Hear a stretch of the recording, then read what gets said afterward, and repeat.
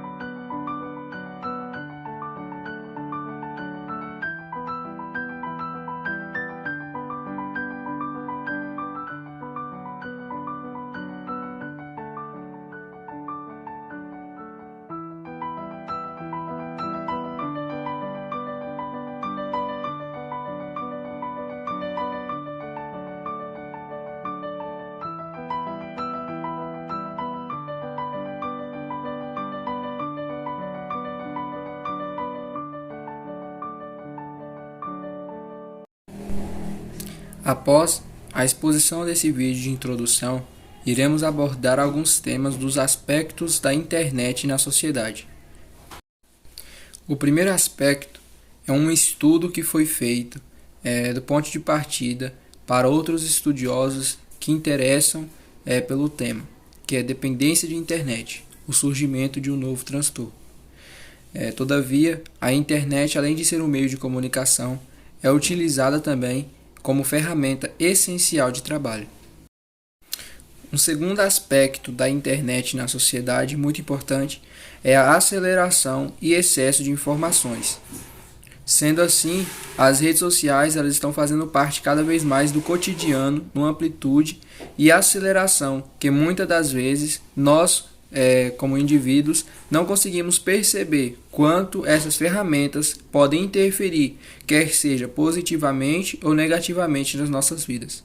Apertar um botão e ter uma gama de informações num curto espaço de tempo nos torna cada vez mais independente, sem necessidade de dialogar ou precisar do outro para resoluções de nossos problemas. Um estudo publicado no início desse século, feito em crianças a partir de 7 anos de idade, comprovou que essas crianças têm mais informações em seus cérebros do que adultos já formados na Idade Média.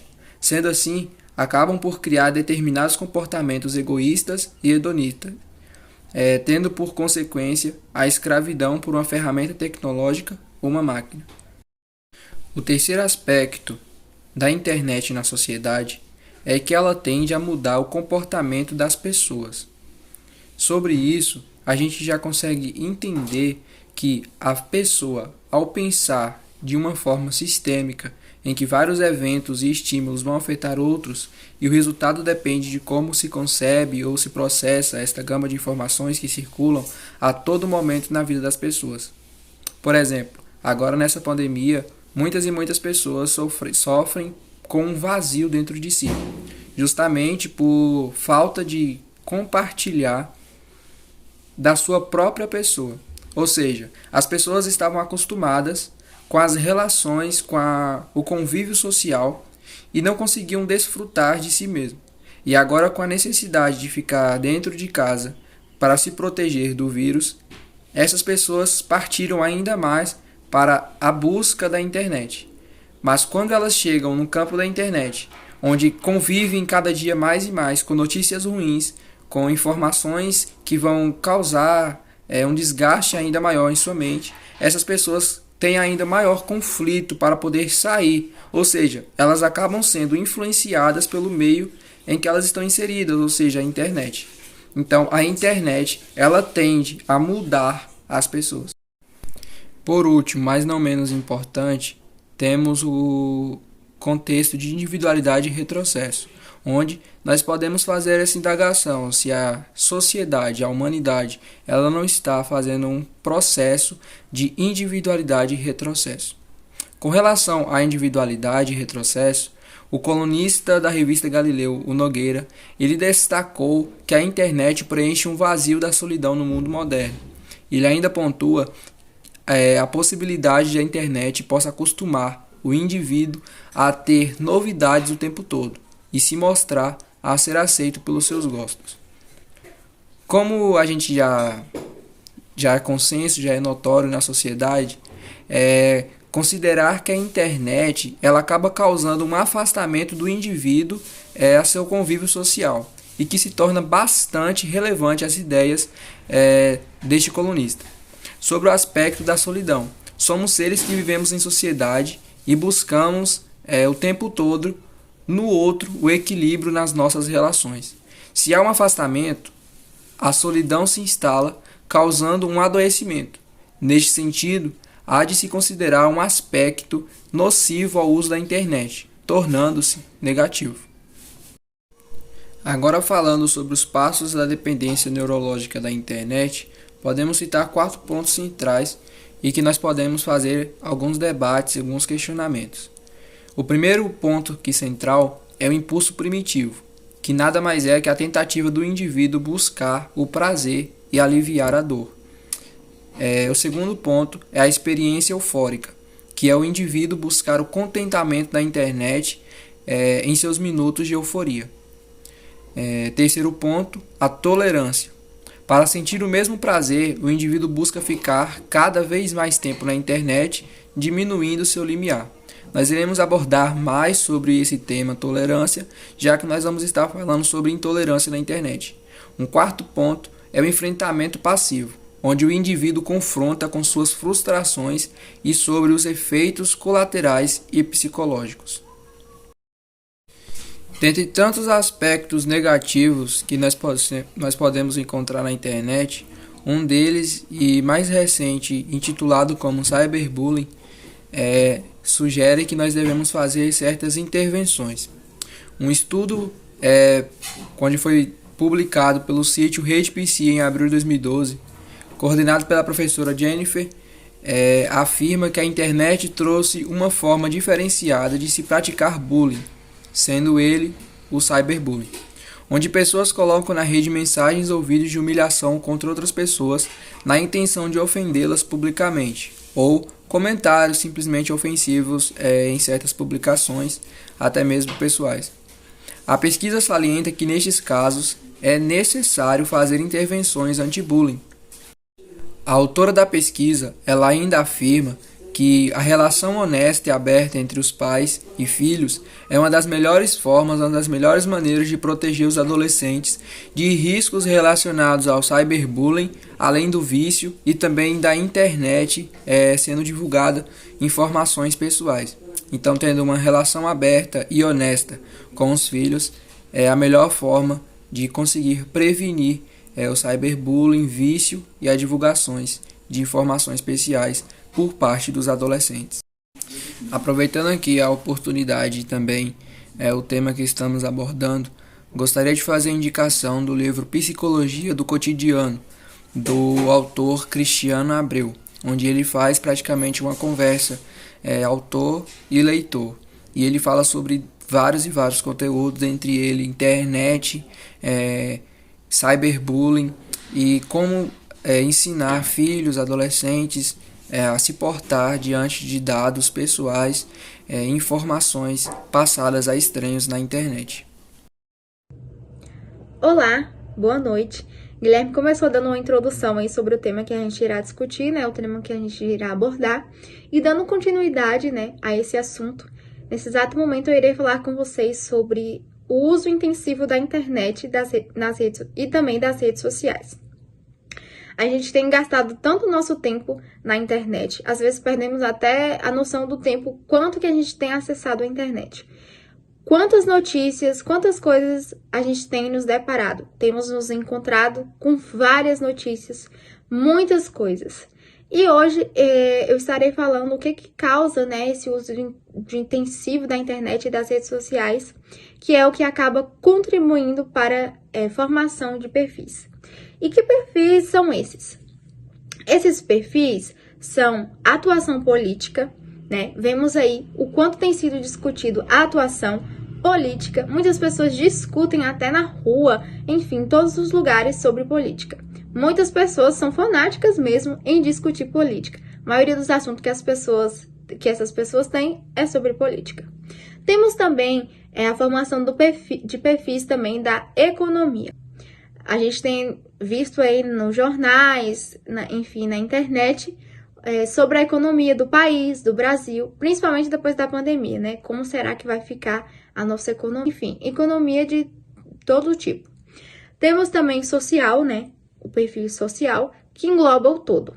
Temos também o cultural e temos também a intolerância. A intolerância acontece nos nossos dias a dias e às vezes a gente nem repara. A intolerância, né, tem sido bastante presente, como eu falei, na internet, nas redes sociais, colocando todo tipo de arrogância, de fúria, de ódio, né, no discursos de assunto que não satisfaz as pessoas. Tem até um ditado que é bastante conhecido pela gente, né, espero que por todos, você é livre para se expressar, desde que eu concorde, né. Desde que eu concorde com o que você fosse expressar, tudo bem. Caso eu não concorde, se prepare que eu volto com toda a minha arrogância, com toda a minha fúria pra cima de você. Nem todos são assim, mas digamos, né, a maioria é assim. Desde que eu concorde com você, tudo bem. Caso eu não concorde, eu vou discutir com você e vou com minha arrogância, né? Temos também perfis de radicalismo, que também tem sido presente na internet esse perfil. Diariamente, né, acaba surgindo aí polêmicas, debates, né, nas redes, cujos participantes acabam sendo tomados pela fúria, pelo ódio e acabam, não sei, ficando assim à cega contra toda e qualquer opinião divergente. Infelizmente, isso acontece. E isso acontece porque é uma relação diretamente entre esse tipo de comportamento e a racionalidade dos algoritmos, responsável pela distribuição e também organização de dados nas redes sociais. O problema que acontece isso tudo e quase ninguém tem consciência disso. Infelizmente, quase ninguém tem a consciência disso.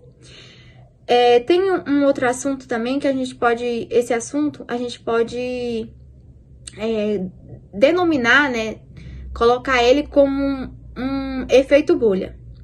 As pessoas ali que fazem parte, né,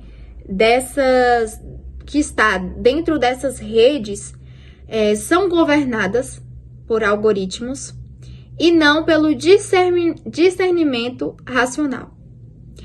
O que acaba sendo, né, se tornando um paradoxo, porque tudo que a gente está precisando nesse exato momento é de pessoas sensatas, pessoas que pratiquem mesmo a sensatez. Infelizmente, isso não tem acontecido entre as pessoas.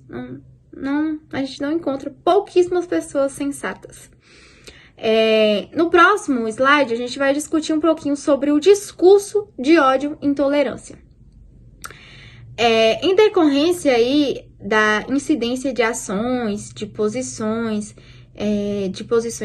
intolerantes, né, na rede, também acaba aumentando, tendo aumento aí de crimes de ódio, muitos na forma de discurso, né, de ódio, de fúria, como eu disse. Os casos de crime cibernéticos de ódio possuem como características de ataque. E isso acontece principalmente nas minorias na forma de, por exemplo, eu anotei aqui para eu não me esquecer, misoginia, xenofobia, racismo, homofobia, intolerância e também intolerância religiosa.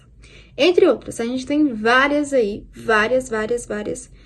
E acabei de citar aqui algumas, igual o racismo, hoje ainda é presente. Encontramos muito nas redes sociais, vários artistas também já passaram por racismo. Temos também a homofobia, que tem acontecido muito e a gente tem deparado isso também na internet, até também nos nossos dias. Temos também a intolerância religiosa, eu posso dizer também porque eu já passei por isso, por essa intolerância religiosa. Sei o quanto que é ruim passar por isso, porque eu respeito a opinião do outro e eu nunca fui de discutir religião, discutir sobre isso. Aqui no slide eu gostaria que vocês me acompanhassem, que eu coloquei aí uma parte do psicanalista Contardo. Não vou pronunciar o outro nome dele, porque, né? Pereira 2017. Nas redes sociais é possível expressar o seu ódio, dar a ele uma dimensão pública, receber aplausos pelos seus amigos e seguidores e se sentir de algum dado. Ou seja, as redes sociais produzem uma espécie de validação do seu ódio, que era muito mais difícil antes de elas existirem e se tornarem tão importante nas vidas das pessoas.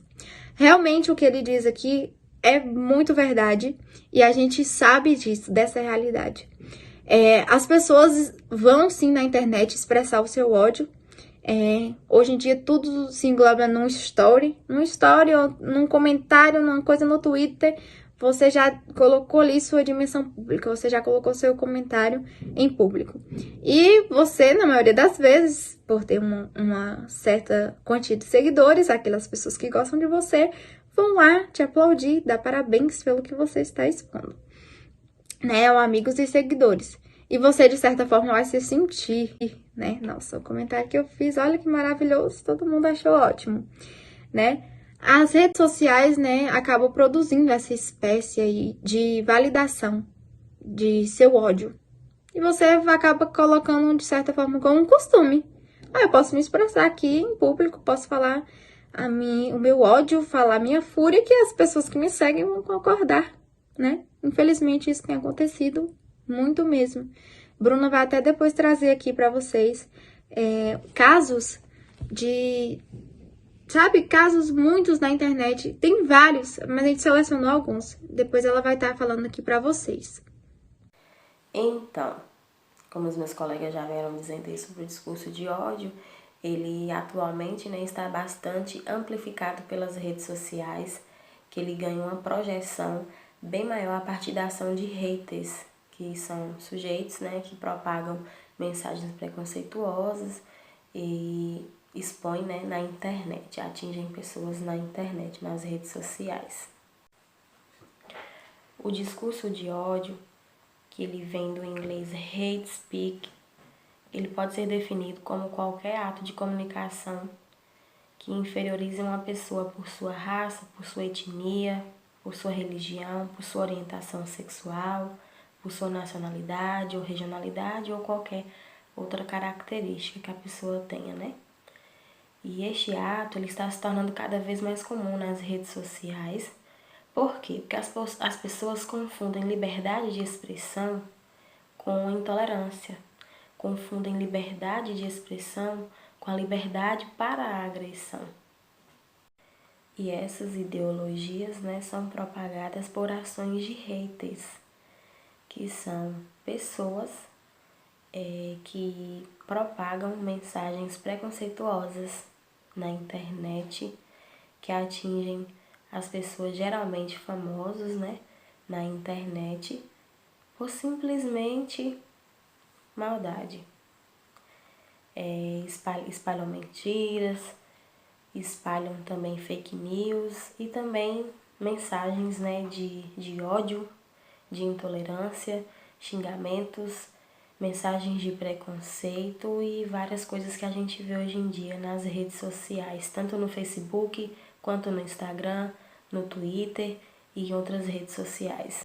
Algumas dessas redes sociais, como Twitter, Instagram e Facebook, adotaram políticas contra a propagação desse ódio, contra a propagação de mensagens preconceituosas, né? E adotaram uma conduta para a propagação de ódio. No caso do Twitter, eles adotaram que não é permitido promover violência, atacar diretamente ou ameaçar outras pessoas com base em sua raça, em sua etnia, origem nacional, orientação sexual, identidade de gênero, religião, idade, enfim, várias outras características. O que é muito legal, só que na prática a gente sabe que algumas vezes isso não é permitido, quer dizer, não é respeitado. E as pessoas acabam, né, que continuam disseminando o seu ódio. A gente vê de tudo um pouco. E ultimamente, um assunto que gerou bastante polêmica veio do BBB 21, né, com casos aí de discurso de ódio, de intolerância, relacionados a Carol Conká, Sara Andrade, Vitube, Nego Di, alguns outros participantes, né, que geraram bastante conteúdo para os sites de fofoca e também geraram bastante conteúdo para os haters, né, que pegaram um gancho aí e acabaram que disseminaram bastante ódio nas redes sociais.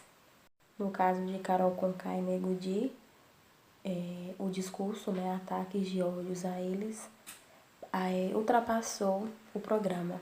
Veio também aqui para a vida real, aqui fora, afetando a mãe, afetando os filhos, afetando pessoas próximas, né? E a gente vê o quanto que isso é ruim, que essa intolerância pode causar nas pessoas, né? Porque o filho, tanto dela quanto de Nego Di, não tinha culpa de nada. A mãe de Nego Di também não tinha culpa de nada e acabaram sofrendo por intolerância, por um discurso de ódio, por conta do que seus filhos estavam fazendo dentro do programa. Tivemos também a participante Sara Andrade, que de preferida a vencedora passou a ser odiada e saiu com uma expressa porcentagem de rejeição, principalmente depois de alguns posicionamentos, de alguns comentários da participante lá dentro da casa. Teve aí um comentário dela que foi bem infeliz em relação à pandemia, né? Que ela falou que ela estava fazendo mesmo a aglomeração, que ela estava indo para a festa e que ela não estava morta, que ela não tinha morrido, né? Também teve o comentário que ela fez em relação ao presidente da República, alegando solidariedade ao presidente da República, e algumas pessoas não gostaram, e então começou o discurso de ódio na internet, que de queridinha, de preferida, ela passou a ser odiada, a ser considerada uma pessoa não tão boa para poder ganhar e acabou sendo eliminada com uma expressa porcentagem de rejeição pelos fãs, né, pelas pessoas aqui fora. Diante de tantos casos que vimos recentemente, são inúmeros os casos, não daria para eu estar citando aqui, até porque o tempo do vídeo não permite, não é mesmo? Mas são muitos os casos que a gente vem acompanhando nas redes sociais, de pessoas famosas, de pessoas também que não são tão famosas, mas passaram a ficar conhecidas por conta de discursos, né, de ódios jogados na internet contra elas. Então a gente vê o quanto que isso causa na vida das pessoas, o quanto que é ruim, o quanto que é maléfico, e tiramos disso o aprendizado de que o simples fato das pessoas exporem a sua vida nas redes sociais, na internet, não nos dá o direito de julgar essas pessoas, de cancelar essas pessoas, de falar que essas pessoas estão erradas, simplesmente sem conhecer, simplesmente pelo que a pessoa mostra ali na internet, porque o que elas mostram ali é só uma partezinha da vida delas, não é mesmo?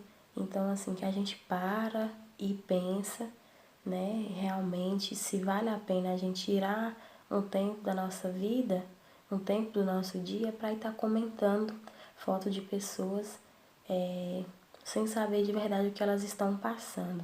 E a mensagem que fica é essa: pense bem antes de estar disseminando ódio, disseminando mal na internet, porque por trás dessas pessoas por trás desses famosos, desses perfis, existem pessoas de verdade, como você, como eu, como todos nós, né?